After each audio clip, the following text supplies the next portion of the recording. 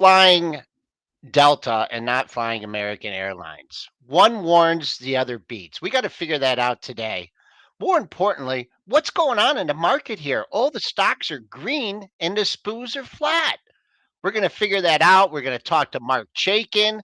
We got PPI, hot or not. Did you buy the dip yesterday? This is pre-market prep on a Thursday. Let's get going.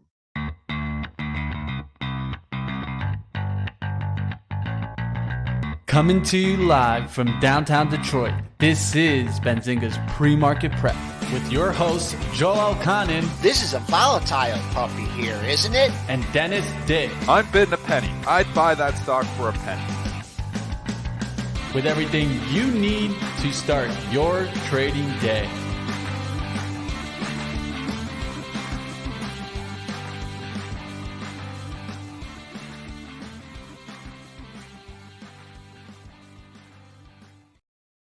All right, let's get things going right away here, folks. S&Ps are slipping, but the stocks aren't. We're down 3/4 of a point at 18 and a quarter.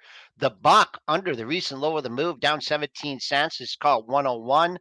Bonds down a few ticks, 132. Crude slightly in the red, 14 cents at 83.12. Gold strong, up 17.70 near the high of the move, 2042.70. Silver trying to sneak into that 26 handle, up 25.7 cents at 25.715. And Bitcoin futures are up $430 at 30,355.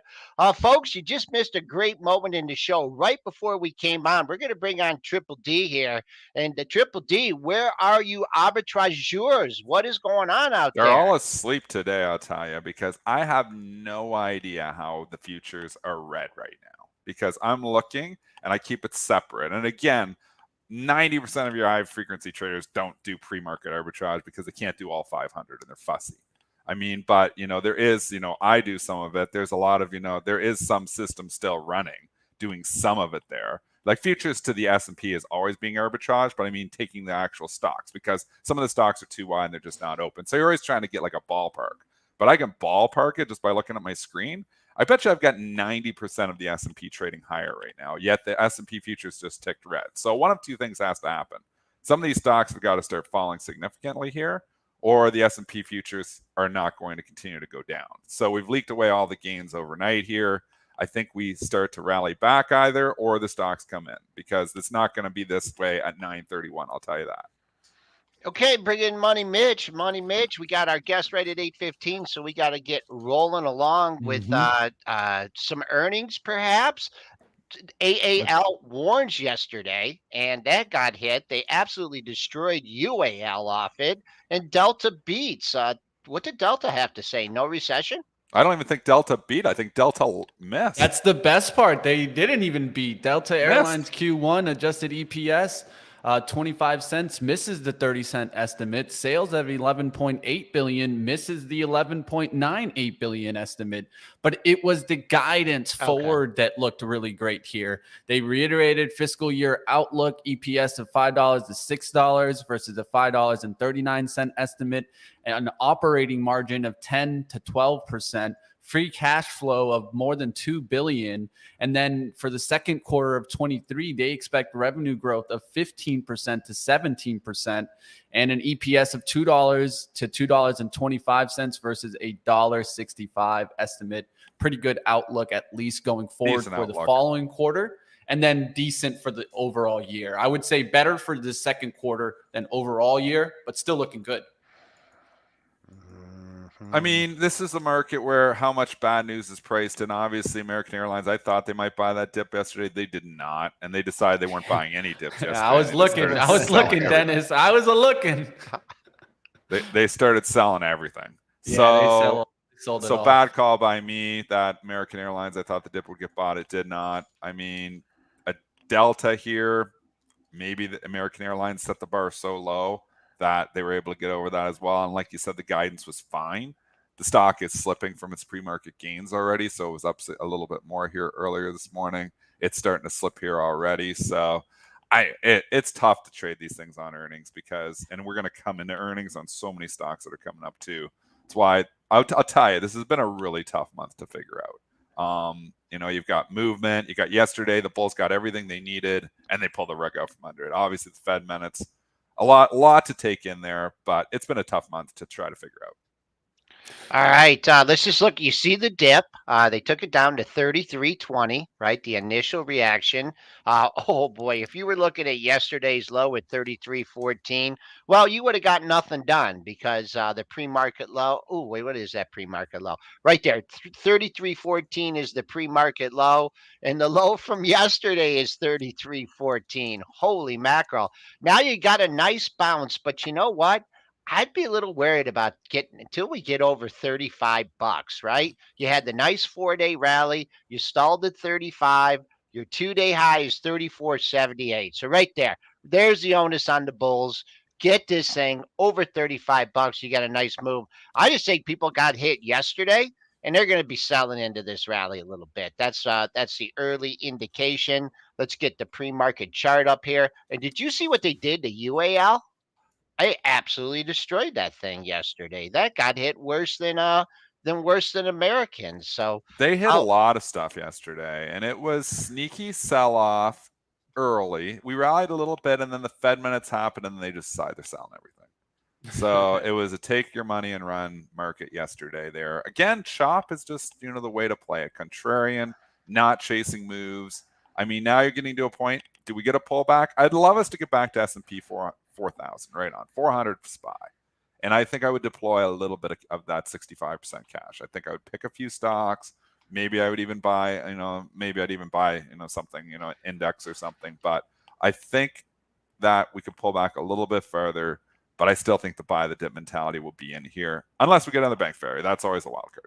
All right, let's go to Sarepta Therapeutics, our disaster stock of the day. Of course, this is coming after a report that reviewers at the Food and Drug Administration were leaning towards rejecting the gene therapy. FDA individuals on record saying that Peter Marc, a top FDA official, intervened and directed the staff to schedule a public hearing on the therapy. So you guys are seeing definitely disaster stock of the day. What do you guys think about this therapeutic stock?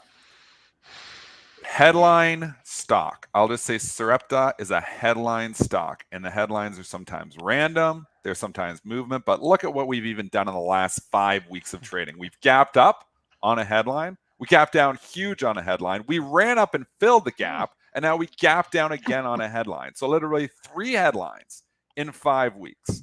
This stock, you don't know what the next headline is going to be. So to try to take this technically, forget about it. It's not about technicals here, although the gap fill was nice. It's, just too much overnight risk, on the headlines. And I don't know when, they're getting something approved or they're getting this. I don't follow the story closely enough to know why all these headlines are happening. But, when you have random headlines, just a lot of risk. I tend to avoid those stocks, the ones with the random headlines. And Sarepta is the random headline stock. Yeah, I'm not. The technicals are tough. I'll just tell you, we bounced off the pre-market low, so by $10. So it looks like a little bit of an overreaction there.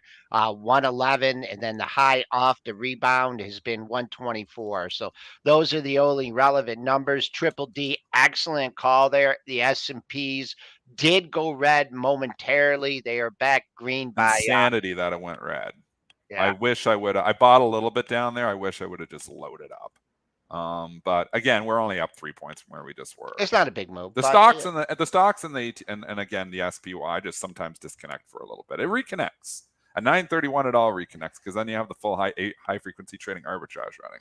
That's why there's a little bit of opportunity for the human beings to play around and figure it out, ahead of time. And when you're looking at your screen, you're seeing 90% green. You see the SPY flat. Sometimes just sell a few stocks and buy the SPY and try to grab that difference. So we bounced up a little bit here. But actually, when you look at today, you think it's a nothing day. I see a lot of strength. I see a lot of bouncing from yesterday. All right, let's keep it moving. Let's go to Fastenal here. Q1 EPS, 52 cents beat the 50-cent estimate. Sales of $1.86 billion in line. I never trade fast, so I'll kick it to you guys. What do you guys think? I took it short into the report. So I look at this The reason guy. I did that was somebody was paying up $1.50 last night. I'm like, you can give me $1.50 lead? Which algo was that? Somebody's trading $1. It's the just give me a lead. You're giving me $1.50 lead into the report. I'm like, I'm going to say that if it beats bad, I'm going to lose. But, if it comes, and obviously just beats a little bit, I'm not even sure it goes up to 54. If it, misses, it's going down. So they just give you an edge like that. I took it. So I've actually covered it already. I got covered mid 51s. So I took $2.50 off of it. I'll take it. Yeah, yeah, and I think you're over 50% on those when you get a big enough They're lead. hit. Sometimes you get really rocked, and you never go full size when you're doing something like that. Although I was close to a full size position on it. I'm comfortable with the stock like Fastenal. It's not the stock that usually gaps up $10 on you. So I'm like, somebody's paying up $1.50. I'm like, I feel like they're giving up all the edge. Maybe, somebody thought they knew something. Maybe somebody thought that, hey, some of these home builder stocks done really well. Fastenal's probably going to do really well too. And they wanted to buy it last night, but it was trading up all night. So it was trading 53s, 53 and I a see half. it, And then it yeah. was even trading to the end of 54. And I'm like, I hope I don't get rocked on this, but I'm like, it's a nice little lead. I don't always do that.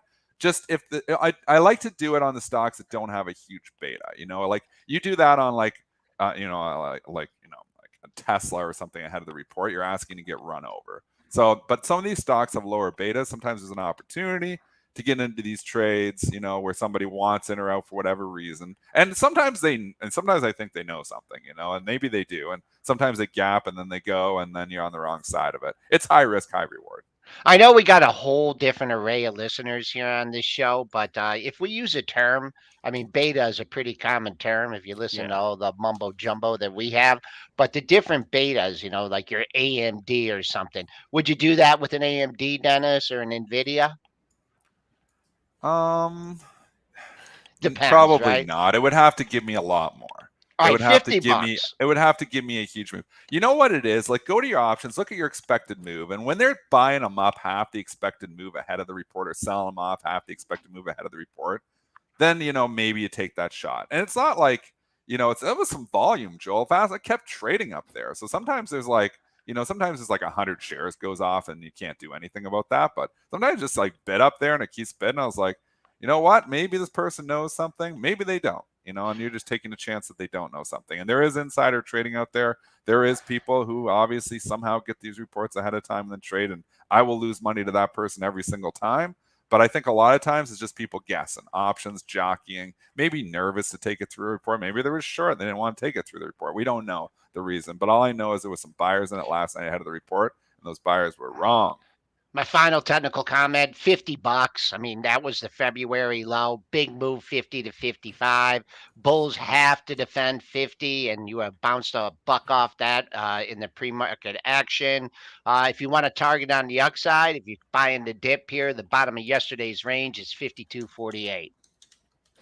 All right, let's go to some Chinese names now. I'm going to mention two headlines with this one. What I'm going to first mention is the Alibaba headline that's out there right now. The Financial Times analyzed regulatory filings and learned that SoftBank sold roughly 7.2 billion worth of the shares of the Chinese e-commerce giants via prepaid forward contracts.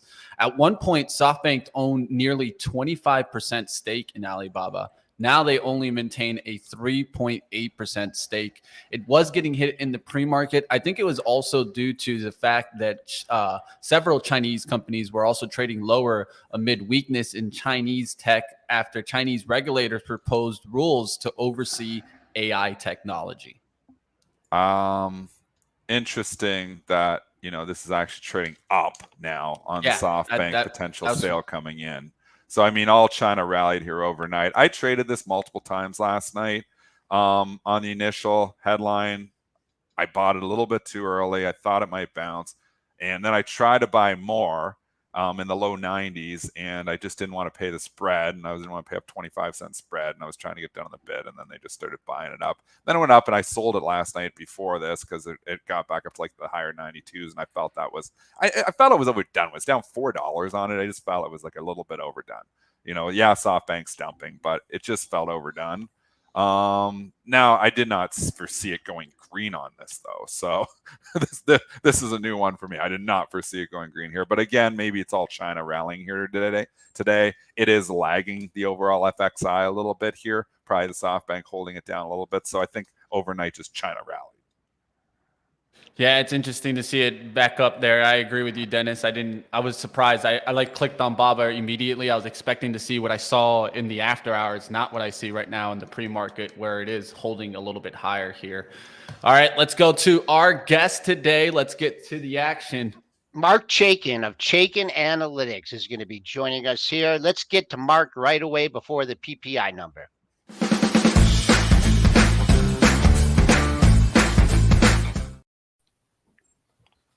All right, Marc. Let's see Marc Chaikin of Chaikin Analytics. Marc, how you doing today?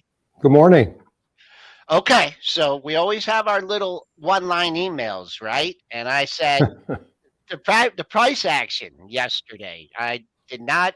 It was a great price action off a good number, and you just said, you weak little bull there. You are still bullish, short term, long term, forever term, Marc.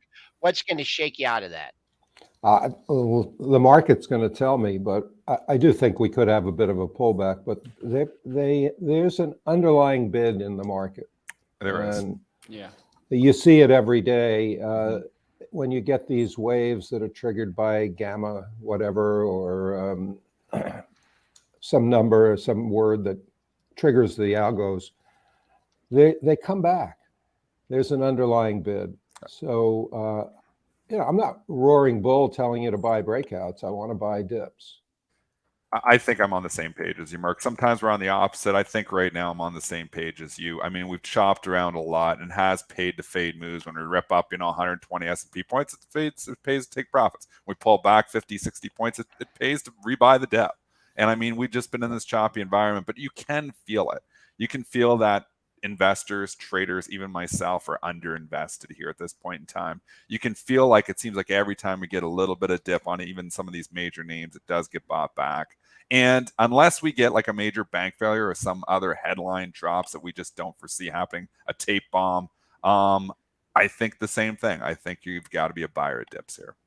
Yeah, the question is, what areas of the market are you focusing on? And I sort of have a barbell approach here in my head. I haven't implemented the toxic part of the barbell, but I think some of the regional banks and the natural gas stocks are in a position where they could have significant rallies. Now, having said that, they all have bearish ratings in the power gauge. So I'm just anticipating and thinking where the next wave of a bull move might come. And natural gas was down at levels that nobody quite understands. You can blame it on a warm winter in Europe, but we have to use natural gas, particularly if we're not going to commit to nuclear.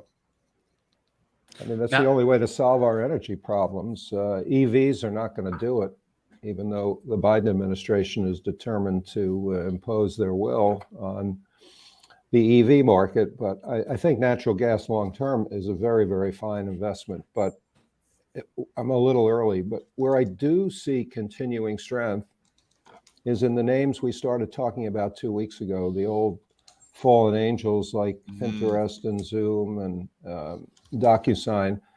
But to that, I'll add Intel. Look at the chart of Intel. It's just quietly forming a wonderful sort of saucer bottom and breaking out a bit. I love that stock. It's been an incredible move for Intel.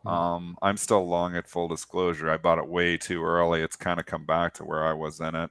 I've written some covered calls on it now too. But I mean, this has been a pretty impressive move here for Intel. They had it for dead. And that was a bad quarter. When it reported earnings, I think it was like 6 or 7 weeks ago. It was not a good quarter at all. But you know what? I think maybe it's like the bathwater quarter because they turned around and they just started buying it after that quarter. And they haven't stopped buying it. So why do you think all of a sudden the love for Intel? I think the whole semiconductor group is pulling Intel up. But I think you may have put your finger on it. I don't think it can get any worse. And they do have some serious manufacturing capacity. They just have to get the right product mix to compete with AMD and NVIDIA. The power gauge has been bullish. That's pretty much what I need to know. When I see the technicals confirm, then I want to be there on dips. All right, I did kind of catch those growth names. You talking about them last week, Mark. Do you still feel like the growth names have potential to run here? I do. The only one that's really had a bigger move is Pinterest, because a couple of analyst recommendations, one from Raymond James, and you do have Elliott Management in there in a friendly way now with a seat on the board. So I think the others have just sort of spaced out, like Zoom and DocuSign, but I think there's still some serious potential in those stocks. Here's one that may satisfy the craving for AI and generative AI, and I think it's a really interesting story. It's Shutterstock, SSTK. Shutterstock. Been around a long time. It's if you're legit in the business, you're probably buying photos from either Shutterstock or Getty Images, but they are in some partnerships to use the AI engine to enable people to create photographs out of computer code. It's the early stages. I don't know what it's going to do to earnings, but the earnings are going to be around $4 this year, up 10% with a bullish power gauge rating. It's just had a nice pullback. It ran up with the AI craze. So any thoughts on that? I like the 70 level here. Just the last few days starting to look higher. I kind of like the chart, you know, and I don't follow the company closely, so I'll just talk the technicals. I mean, I think as long as you're above 70 here, I think bulls are in control. And if you could get above that 75, then it starts to open up a little bit here. So I kind of like the chart. Yeah, and they've been around a long time. They've got the earnings. I think their partnership is with Microsoft and you know, they're going to be paying for this. It's going to be all above board. And I've seen some of the photos in a research report. You just type in some words and it creates a true to life photo, which is a lot safer than, you know, what they're doing with words, where you don't know what the conclusion is going to be. If you look on our coffee table in our living room, we probably have a dozen books made from Shutterstock.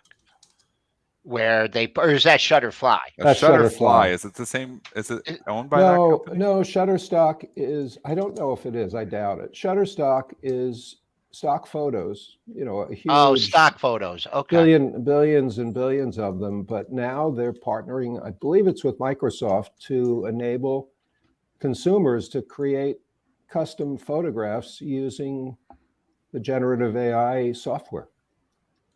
So it's a practical real world application. And, you know, you don't end up with a bird with one wing. You end up with exactly what you want. Yeah, that's the true hard part, right, of doing this job, right, is that there is some out there that you'll go and you'll put in like what you're trying to get, and it's completely off. It's a horrible image, something that you would never use. You're just like, yeah, I'm kicking this to the side.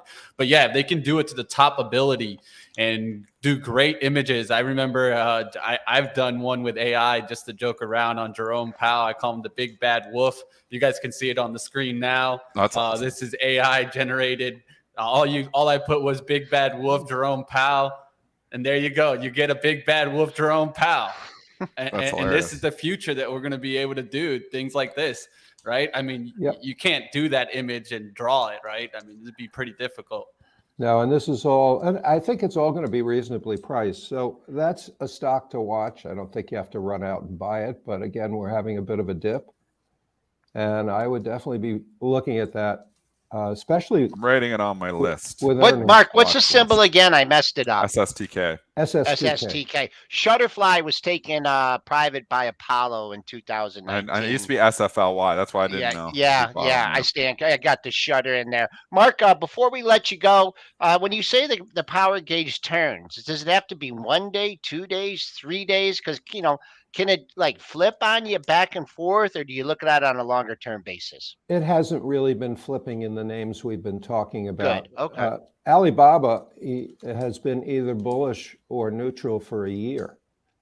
When it dipped below its long-term trend line, you know, the model automatically forces it to neutral plus.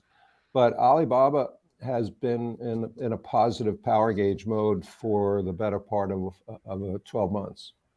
I mean, Okay. SoftBank is out now. Alibaba's interesting. We're going to go and just I want to get your final thoughts on Alibaba here. Is it still positive right now on Alibaba? Yes. Okay. Well, hold on. Let me just I'm check. kind of interested in the Alibaba pullback. Let me just check. Yep, it's bullish right now. Let's see. It's been bullish for a month.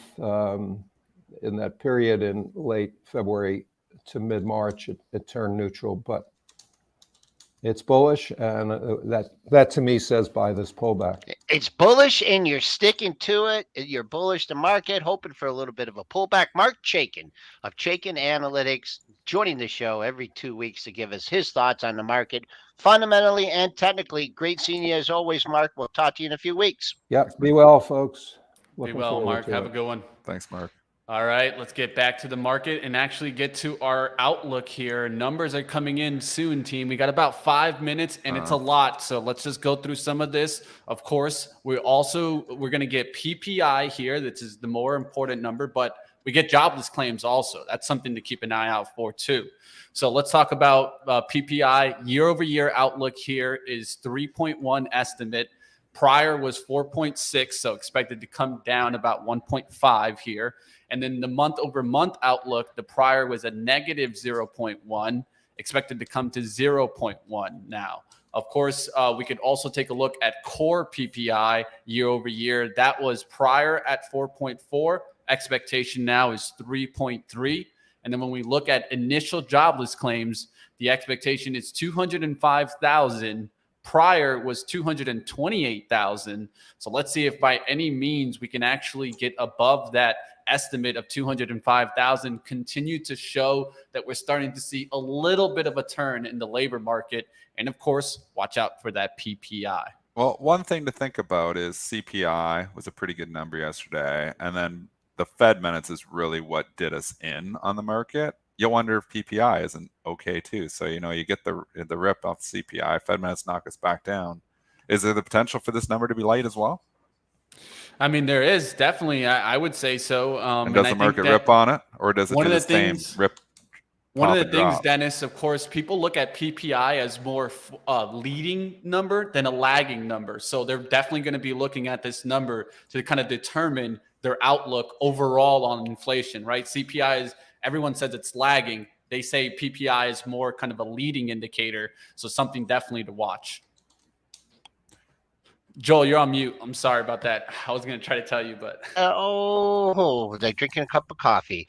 The technical setup here is kind of interesting because they defended. I don't have the daily up here, but I could give you the daily numbers. We all know about this 4,100 in the 406 in the SPY, right? Yeah. That's a triple bottom. But they've layered basically a double bottom on top of the triple bottom because overnight we took out the low at 1350 and we only went to 10 and a quarter and we got a nice bounce. So, you can't get all crazy here if you take out the low, because maybe you get, if you're looking for 10 handles on the trade, if they really want to punish this market, they got to get it under 4,100 with a sustained offer. On the upside, just the way all the numbers with the closes and my daily and weekly numbers, a few points above the pre-market high, 3650 would be like that trap door, like yesterday. Like, we never went down. That is like, if you had any low bids out there was like a little down tick and then we rip. So if we get through, let's call it 4136.50, then look out, man. Look out on the upside. We can get into the upper part of yesterday's range. We got the great resistance on the upside. We had the 6-day high at 71.75, and then in Globex yesterday, we got to 77.75. Just call that whole area 41.75. So we'll see if we stay in the range, Mitch. How close are we to the numbers? All right, we got just about 30 seconds here. Nice rally, and again, we're up 6 points from where we were at 8 o'clock straight up. That just got stupid when the market. And again, sometimes you just got to eyeball it. And I'm like, this market should not be flat right now. Things are going to change here in 30 seconds. So I'm going wide. I'm back to neutral. That's it. I'm going to leave you for a couple minutes. Hopefully, I'll be back. All right, we'll see what happens here. We'll see if we actually get some action. Will we get the move? Let's find out. Yesterday's pop, definitely got to give Joel the credit there. Nice call, Joel, with the top action in the pre-market. Let's see what Joel got up his I don't know. sleeve today. I don't know. Well, light. We just went to Yeah, going a little wide here. 37.75. So the initial surge took it where we're supposed to. I don't know if the numbers are out yet, but we got initial pop, so it's okay. I wish we would have kept All going right. there. What do you got for me, Mitch? PPI final demand declined 0.5 in March. Goods fall 1.0. Services decreased 0.3. When we look at month over month, we were expected at 0.1. We came in at a negative 0.5% here. Core PPI month over month for March at a negative 0.1 versus a 0.3 expected. Prior was 0 there. So definitely coming down on the core PPI, coming down on PPI month over month. Still looking at the year over year reading, but it got initial jobless claims here at 239,000 versus 232. Prior 228,000. So there you guys see it, at least initial jobless claims showing a little bit of a spike, showing that little bit of a turn in the labor market. Year over year PPI at 2.7% versus a 3% estimate. So definitely coming down. That's seeming like the market's looking like it's a good outlook here on the first reaction. Yeah, I mean, the market is getting what they wanted so far. We get the initial pop, they jam the stops. If you had a buy stop in there, you're long at 37.75. There was nothing in there. The jobless claims, it kind of feels like I'm not going to make the same call that I did yesterday, but it still feels a little bit thick on the upside here. And I think if there's a reason for it, well, of course we could just keep ripping. I think the reason for it is we got a big day tomorrow, Mitch. We got all those banks coming up, and maybe people are like squaring off. Like you still had a nice rally. There still seems to be the bid that Marc and Dennis mentioned. There's still a bid underneath the market. Let's see if we get to that pre-market high, 37.75. The intraday high from yesterday, and I actually left that off my sheet. Shame on me. If you want a nice juicy upside target, that would be 41.61 was the intraday high. But right now, it's a battle of 41.30 area. The initial pop is being sold here a little bit. In the stocks, what are we seeing? We're still seeing some more green in the stocks. Apple was a great indicator yesterday. As remember, I was like, man, this thing's nowhere near the high in the move. And as it turned out to be a good indicator. Let's see what Apple did. The biggest component in the S&P that got a spike to 161.50. Let me adjust my charts here. Just give me a second, folks. How does that trade in relation to yesterday's range? No, nowhere near that 162.06. So I think it's like some good numbers, Mitch. I think there's a little sigh of relief, but I still don't think that the street is 100% convinced that we got inflation whooped. What's your take on that? Yeah, I would say that's true there. I think one of the things is exactly what you're thinking, right? Is the banks, right? I think that's going to be the focus for a lot of people today. And so that's why I've been keeping a close eye on like a Goldman Sachs and these banks, right? One thing that I've talked about on Goldman Sachs that I've seen happen repetitively, multiple times I've seen this pattern, is that they buy it into the earnings. And of course, Goldman Sachs reports early next week. But at the same time, I always look for the early reaction in Goldman in the banks to show me a little bit of how they're looking at it. Are they trying to run it into the earnings, or is it already fading into the earnings? That's something that I don't expect. So you're seeing Goldman kind of get already a little uplift. I saw yesterday they bought that dip, man. It pulled back strong towards like 328. And all of a sudden, by the end of the day, it was back to 332. You know what I like to look at, for the banks, and just because it's just it's not a super exciting or stock, but Bank America, because of the liquidity in it, and like to me, like I'd be licking my chops if this thing gets over 29, right? But right now, resistance is resistance, and you have to respect that 29. It's been in a recent downtrend. So that's what I kind of use in my Yeah. indicator. The JP Morgan's been the reason I like to keep an eye on JP Morgan is because it's one of the top components of the S&P. That's been kind of blah lately. That's forming a wall and resistance at the 130.5 area. So there's been some rallies, just not much. Triple D, you're back already. We're very disappointed. There's actually a pretty good pop off of it, but you know what? These numbers are good, man. Like the I know. bulls have are getting all the information they need. Obviously disappointed that the rally didn't hold yesterday, so then you're skeptical. Is this one going to hold too? Yeah. But you know, we don't have the Fed minutes, so that's something to consider. And we were What I up think before the this Fed minutes points to happened. is the trend, right? The trend is inflation's going away. It might not be as fast as everybody wants it to, but it is on a trend down. I think we could clearly say that, right? Yeah, I mean, it's what we said yesterday after the CPI data. I feel like this is a repeat of the show. I mean, every information that you wanted as a bull, you're getting right now. Yeah. You know, you're beating inflation. You're not seeing any obviously, you know, more bank failures, geopolitical risk, you know, as down or at least quiet over there. I mean, everything you want from a bullish perspective is there, yet we still didn't rally on it yesterday. So I hope not all this good news is already baked in. This is my concern for the bullish thesis now, because it's trying, like, I follow the fundamental flow and the macro flow and the news flow, and that's what's swinging me a little bit to the bullish side. But I don't know. Maybe like if it's not rallying on this, I would have thought you'd be up way more on this. Just like yesterday, I would have thought you'd be up way more, but we couldn't hold. So I'm kind of skeptical now. Okay, that's what a market is. Just putting together what both of you guys are saying. If you guys didn't catch my interview yesterday on the closing print, we had one of our old trading buddies on, Rob McLister. He is a Canadian housing and mortgage expert, follows everything really closely, and what he's seeing is he's seeing the slowdown already. He's seeing, the numbers, the unemployment numbers, and he is being very patient and waiting for the Fed pivot. And he doesn't think it's here yet. He think, he can't predict the inflation numbers and whatnot, or exactly what the market's going to do. But it's coming. It may come this year, it may come July, it may come later in the year.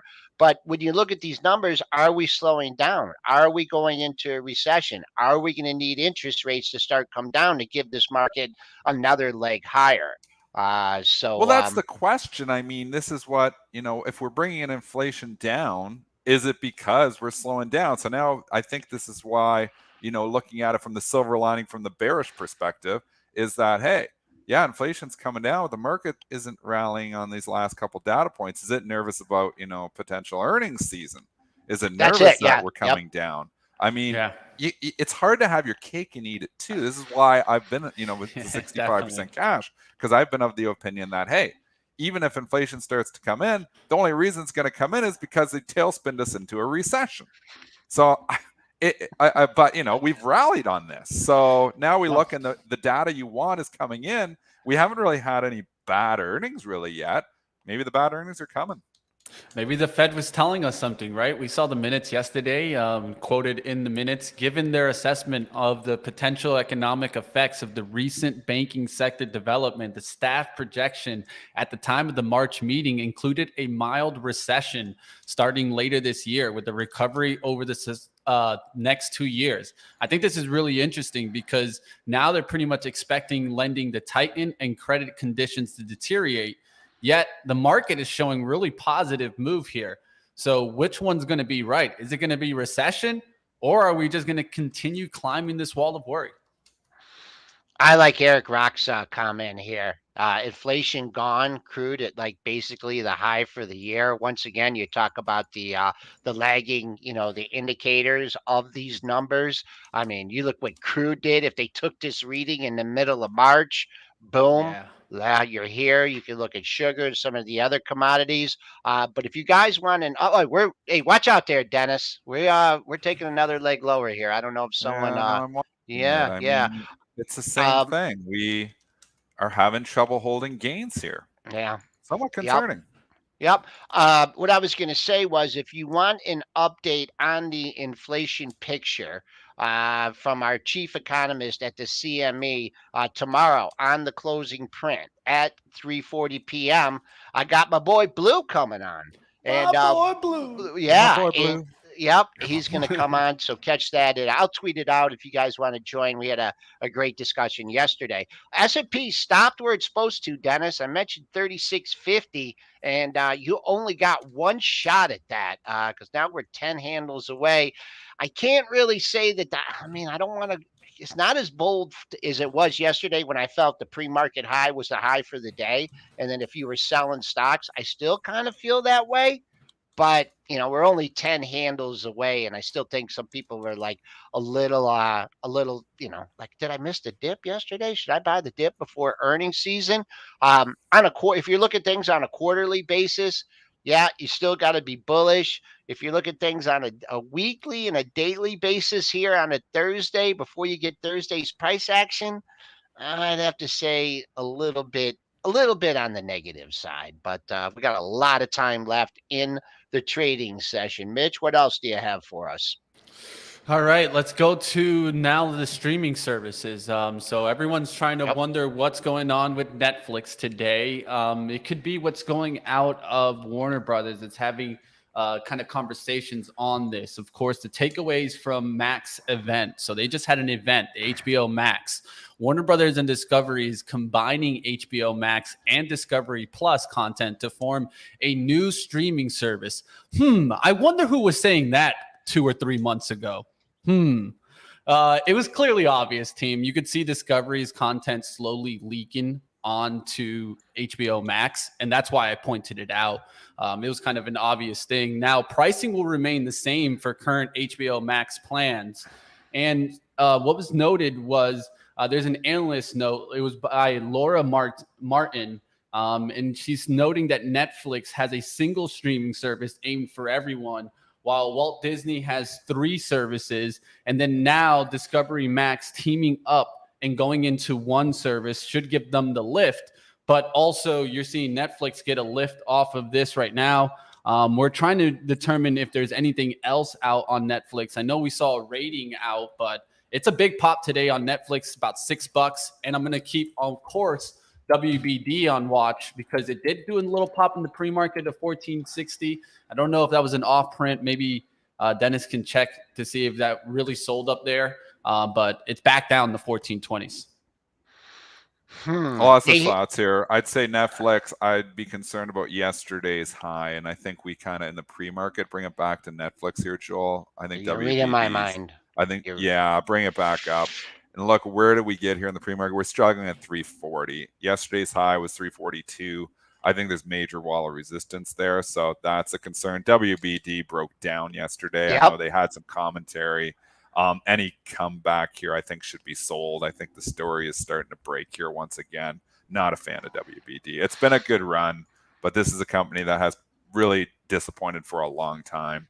We've had a good run from the beginning of the year, from $8 up to 14. I feel like it's just back and filling on the short side here. I don't like WBD here. Yeah, WBD, I mean, they didn't like the news, and you could see in that big red candle. If you're taking a poke here on the long side, you may have to write it out to the triple bottom at the it's only a double bottom at 1340.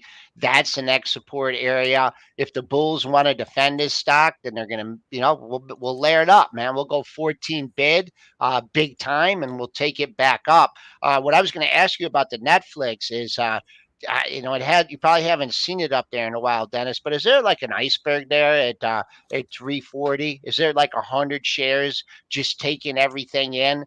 Because it looks like it can't get through there for now. Who knows when the liquidity comes in here, but I wonder if it's that 100 shares and you're going into it with 1,000, it says done. And then you go in with another 1,000 and it goes done. And that's what it looks like. It's still early. I think it's a good lesson. We haven't talked about iceberg orders for a while. It's something that I do look for in my tape reading, especially off of earnings. You see this all the time on earnings prints. If you're trading earnings stocks, we get to a point and be 100 shares offered or 100 shares bid. And all an iceberg is, it's like, think about, this is the tip of the iceberg. So they show 100 shares on the bid or the offer, but that might be like 10,000 shares or 20,000 shares, but they're only showing one. So you hit it for 1,000, it just doesn't move. It doesn't move. It doesn't move. It's a lot bigger than they're showing.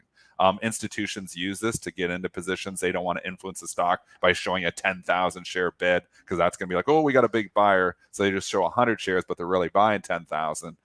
You see these all the time. I saw it this morning, even on Fastenal multiple times when the stock was coming in, 100 shares on the offer, 100 shares coming down. They lift it, 1,000, no, nothing, not moving. So there was a bigger seller there, which was letting me know that somebody wanted out. So, I mean, this is, just classic tape reading, but iceberg orders are still prevalent in the market all over the place, and they're important to note.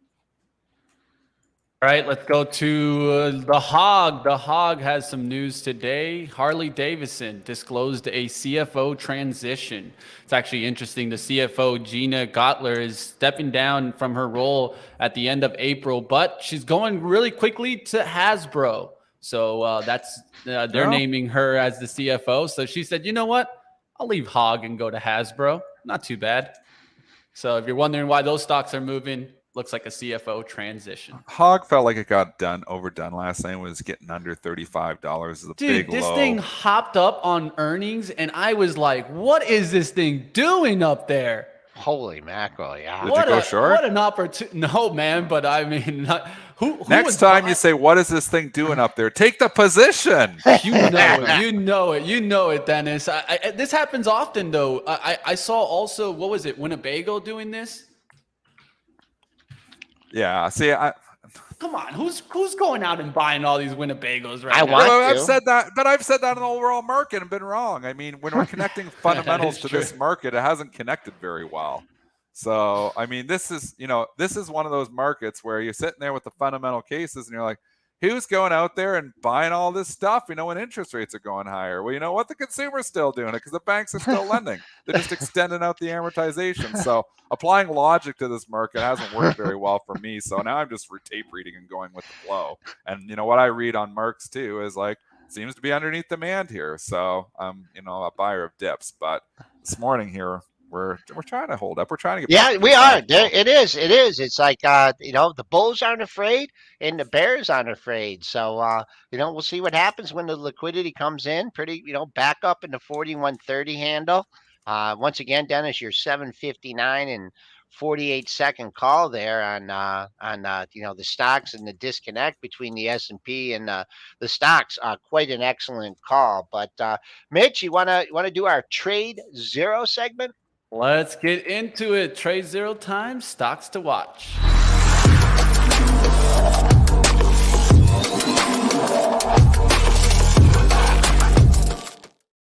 All right, team, we're going to get into it right now. Now, one thing that I definitely want to kind of point out, and I'm just having a little issues here with my TradeZero here. Just give me 1 second.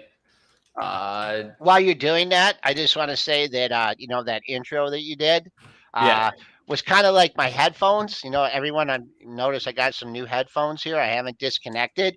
Well, they were like doing all these different colors, like red, blue, green, all these different colors. And I'm like, man, I got to get rid of that. It's giving me a headache. I wonder what it's doing for the viewers. And I actually figured it out. I watched a YouTube video, and that's what your intro reminded me of. But you got it pulled up there, Mitch? Yeah, just my internet issues here, but I got it up right now. There we go. Now you'll see it on the screen there. Boom. Let's get into the action. Let's take a look here at the up gap first, right? We'll take a look at some of these. Of course, what do you see here? An AI stock again, GFAI, man. I've been talking about this one during this segment, and now it's up to $34. This thing was just down to like $4 or $5 just recently. Holy man, this has been an absolute monster run here. We were watching this yesterday during live trading, and it was just kind of gapping, halting. But what a move on these AI stocks. This stuff tells you, too, that retail is kind of back a little bit here, Joel. They're getting their feet wet again. They're hungry. I mean, we know these stocks get on social media and they start going. And you always see these moves, but we're starting to see them more prevalent here. It means markets becoming a little bit more confident, which, again, gives me more wanting to buy the dip mentality here, not on GFAI, but just saying overall. As you see, these stocks, and it goes parabolic, and we're talking about a stock that's up, 700% in 2 weeks. I mean, it's storied stocks, what's hot. This stuff all got absolutely annihilated in 2021 and 2022 as well. So we've had 18 months of just kicking the crap out of all these storied stocks. Feels like the stories or stocks are starting to come back again. There's always a hot story as AI, but I feel like some of these other stories, stocks are coming back. And it makes me think that, maybe it has turned and maybe we have missed the turn and maybe you just got to look at buying the dips here. 38.78 is your pre-market high. I'm not going to do much on this one. The monthlies, next monthly high is 78.40. What I would do with this one is just jot down that high at 9.29 and 39, in 59 seconds, and then if it keeps going from there in your opening print, I will say they are throwing some volume around in this thing. 1.25 million have traded. So if you don't think there's some big boys playing in this one, you're mistaken there. So good luck on that one. That will not even be on my screen. All right. Well, I will just say for you guys that like those types of stocks, they are targeting pretty much anything that has AI in the symbol. If it just has this, like anything, it doesn't even matter what the first two letters are. Yeah. If it says AI in there, they're targeting them. Are we saying that all those are going to run? No, but there was another one moving yesterday. I actually just traded out of it, so I can freely talk about it on it now. This BFRG was moving yesterday. I know Jeremy Newsom was talking about it too. Bullfrog AI, and it blasted off like 50% yesterday. And we know this chart formation. You get the blast, you get the come down, stops going down, starts to consolidate, and then it often has another move to the upside. Yeah. So the time to strike on that would have been yesterday. When it had consolidated, you could lean on the 4, and now it starts to go because you don't know when, now the risk is too high because it just rallied up 50%. But a lot of times they get follow through too. So, I mean, here you are. Here's another one, BFRG. I mean, there's going to be a bunch of these AI plays. What about Palantir? Is Palantir an AI play, PLTR? Because it hasn't done anything. Play. I don't think it's an AI. Do we even know what Palantir is? Have we ever figured out what Palantir actually is? Data, bro. Come on, man. It's just numbers. It's just numbers, Dennis. It's just numbers, man. This is more government contract kind of stock, Dennis. So I don't think you're going to see too much AI. They had the CEO on CNBC this morning. He was talking AI. That's why. I mean, they can probably use some AI, but they're not AI focused. So I just wonder if it isn't a sneaky like it's one that people aren't thinking about. And if eventually the AI story starts to get hot enough, that Palantir starts to go too. I kind of I don't have a position on it. I day trade it. I don't have nothing on right now. If you want something that's sleepy, this is as sleepy as it gets. That's what I'm saying. It was here in May last year, so. Here's what I buy, though. I love buying sleepy. I always learn the hard way, and I tell that story, about the trader at Bright Trading, that started beside me and was chasing everything and always getting run over. And I learned I like to jump on the train before it leaves the station. I don't like to jump on moving trains. And, Palantir is definitely not left the station. It is down here, hasn't done anything. Could stop yourself out at the 779 low, which I guess is 7 or 8% lower. So you got to risk a little bit here. But I just don't wonder if this AI story continues to get hot, the market holds up. Again, overall market matters too. If we turn around and just pull the rug out like we did on the CPI yesterday, then it's a different story. So, I mean, everything gets beat up if this market, rug pulls it again. But if you're in this bull camp, I think Palantir eventually could be one that goes if you're in the bull camp. Merck showing up here, and of course that's been going higher. I've been watching these drug manufacturers, and it did get the upgrade, of course. It got an upgrade from Citigroup, upgrading Merck to a buy and raising the price target to 130. Man, these drug manufacturers, I was early and I missed the trade now, and that's how it can be sometimes, but they're definitely moving.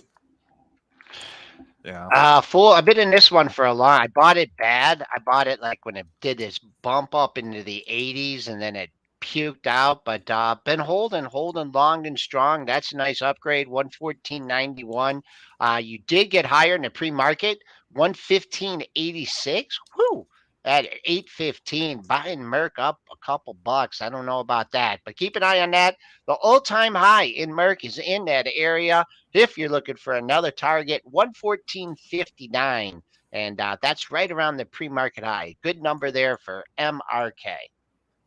Interesting to see Blackstone up. I don't know if this is an upgrade or downgrade, but definitely up pretty decent amount here in the pre-market. Got any idea on Blackstone? Do they report tomorrow? They got upgraded. Upgrade? That's why it's up. They got All right, upgraded. there you go. Tough Yeah, Oppenheimer. It's pulled back again. The financials have weighed, and obviously we know the weight of the financials has weighed even on companies like Blackstone here. So this is the reason it's underperformed, and it's because it invests in financial companies as well. Blackstone invests in lots of different things, but it is a financial company. So dividend. I would say if I was confident in the whole financial, the whole financial industry here right now, I would say Blackstone is a buy. I'm just not buying financial stocks right now. And even though Blackstone's not a bank, I'm just not buying financial stocks right now, just because it's still the unknown there. If I was buying anything, it'd be tech. When did they have that big scare? They had that big scare about redemptions. Remember that? Right. You're that right. was in March, and then it popped up here, trading up $1.88. Wow. Keep eye on 85. That's a good level for you folks out there. 85.07, yesterday's high.